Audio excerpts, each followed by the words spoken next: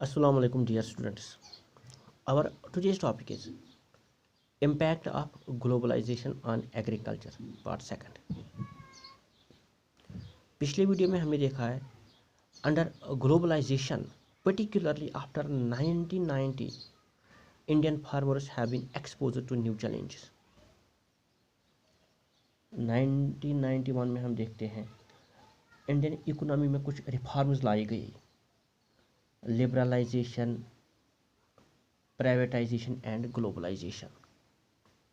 और जब ये रिफॉर्म्स लाए गए, जब ये रिफॉर्म्स आए तो इंडियन फार्मर्स को नए चैलेंजेस का सामना करना पड़ा। इसके साथ साथ हम देखते हैं farmers in Europe and America are highly subsidised. Europe और अमेरिका में जो फार्मर्स हैं उनको वहाँ पे बहुत ही ज़्यादा सब्सिडी दी जाती है गवर्नमेंट की तरफ से। लेकिन हिंदुस्तान की जब हम बात करते हैं तो यहाँ पे ज़्यादा लोग एग्रीकल्चर के साथ वाबस्ता है। इंडिया इतना ज़्यादा डेवलप्ड भी नहीं है और जो फार्मर्स हैं उनको सब्सिडी यहाँ की गवर्नमेंट नहीं दे पा रही है, जिसकी वजह से the Indian farmers are not able to compete with them on prices. क्योंकि इंटरनेशनल मार्केट में कंपटीशन बढ़ गया है और वहाँ पे इंडियन फार्मर्स कम्पीट नहीं कर सकता। And the Indian farmers are not able to compete with them on prices. इसके साथ हम देखते हैं कि हिंदुस्तान में जो पॉपुलेशन है, पॉपुलेशन दिन ब दिन इसमें इजाफा हो रहा है, इंक्रीज पॉपुलेशन हो रही है, इनकम कम हो रहा है और लैंड साइज, जो लैंड होल्डिंग साइज है वो कम हो रहा है। ऐसे में जो इंक्रीजिंग पॉपुलेशन के लिए फूड क्रॉप्स को तैयार करना एक चैलेंज बन गया। ग्रीन रेवोल्यूशन ने बहुत अच्छा काम किया। ग्रीन रेवोल्यूशन जब आया 70s में हम देखते हैं the green revolution did wonders then, but now it comes under controversy due to high chemical usages and land degradation. क्योंकि ग्रीन रेवोल्यूशन में हमने देखा कि प्रोडक्शन ऑफ क्रॉप्स, हम जब इसकी बात करते हैं तो इसमें ट्रमेंडस इंक्रीज देखने को मिला। लेकिन अब हम जब देखते हैं it is now under controversies, क्योंकि इसमें ज़्यादा केमिकल फर्टिलाइजर्स का इस्तेमाल किया गया, पेस्टिसाइड्स का इस्तेमाल किया गया, इंसेक्टिसाइड्स का इस्तेमाल किया गया, जिसकी वजह से लैंड की क्वालिटी ख़त्म हो गई, लैंड डिग्रेड हो रही है और इसके साथ साथ एनवायरनमेंट पे बहुत ही बुरा असर पड़ा और डिजीज़ फैलने का खदशा पैदा हो गया। तो इस तरह हम देखते हैं कि इंडियन फार्मर्स को बहुत सारे जो नए चैलेंजेस हैं उनका सामना करना पड़ रहा है।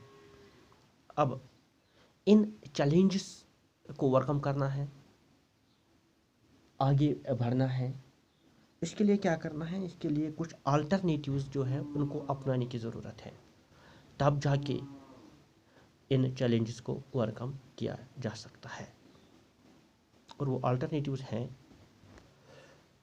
नंबर फर्स्ट जो अल्टरनेटिव्स की बात करते हैं, gene revolution. In today's world gene revolution is the key word for revolution in agricultural production and it is based on genetic engineering. Gene revolution में क्रॉप की जेनेटिक्स को मॉडिफाई किया गया। जेनेटिक मॉडिफिकेशन या जेनेटिक इंजीनियरिंग की मदद से crop को मजबूत बनाया गया या सीड्स को मजबूत बनाया गया, सीड्स को एडॉप्टेबल बनाया गया। इससे शायद अच्छा रिजल्ट आ सकता है।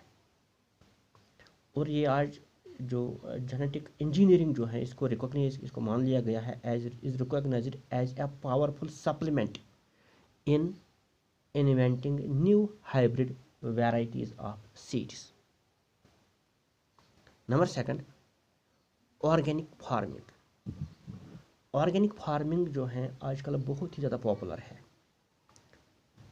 Because it is practiced without factory made fertilizers and pesticides.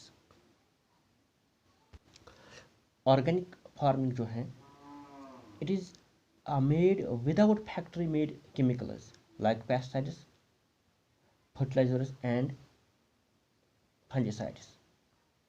So hence it does not affect environment in a negative manner.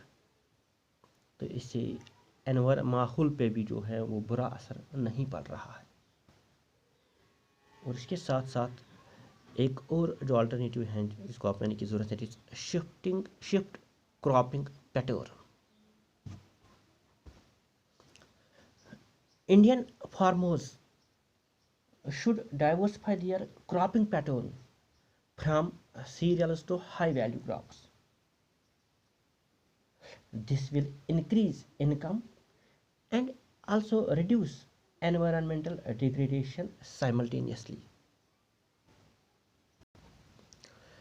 Because fruits, medicinal herbs, flowers, vegetables, and other cash crops need much less irrigation than rice and sugarcane. तो इन crops को cultivate करने की ज़रूरत है। और उसके साथ साथ जो है इंडिया में जो Indian diverse climate geographical conditions can be used to grow a wide range of high value crops. इन जो अल्टरनेटिव्स हैं इनको अपनाने के बाद इंडियन फार्मर जो हैं वो इंटरनेशनल मार्केट में कंपटीशन में फिर से आएगा, वो कंपटीशन के एबल हो जाएगा अगर इन अल्टरनेटिव्स को अच्छी तरह से हिंदुस्तान में अपनाया जाएगा।